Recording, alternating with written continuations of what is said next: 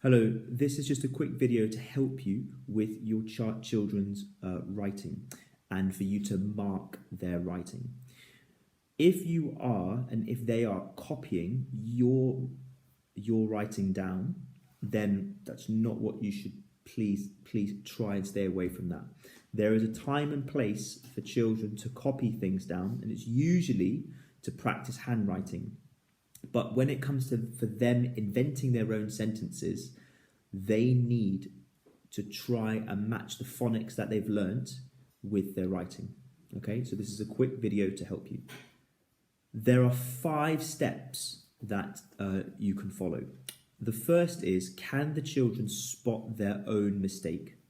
Now, bearing in mind they're only 5 or 6 years old, so some of them will be ready to spot their mistakes and some of them will not. So it's either yes or no. If they don't see a mistake, then that's where you need to help them. So the second step is for you to identify between 1 and 3 mistakes. Once you've done that, you need to choose a mistake and ask them a guided question. Now, these questions can be will range depending on the level of your child and depending on what mistake it is. Never tell them what the answer is. Always say, are you sure that's correct? Is there a different way that you could spell that? What does this sound say that you have written? The fourth part is for the children to change their mistake.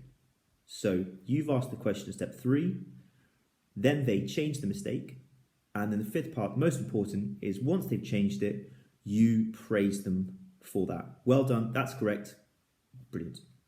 Okay, so the children know that the mistake is fantastic to make, then they have corrected their mistake. Here we have a sentence. Today I played with my toys. I had fun.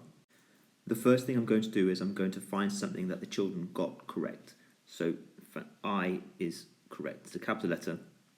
The next thing I'm going to do is I'm going to identify just 2 mistakes. So I can see a mistake there, and I can also see a mistake just here. Step 3, for a guided questions, I'm going to give this child options. So is it this A sound, or is it this A sound? For the second mistake, I will just repeat the word but slowly to the children. So is the word with an F at the end, or with a TH at the end? But I would do this verbally. I hope you found that useful. Remember, the children are not supposed to be copying your sentences down.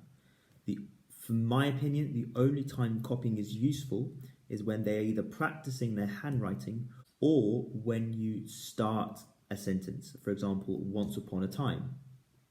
So remember, find a couple of mistakes or improvements and the children change it with your help.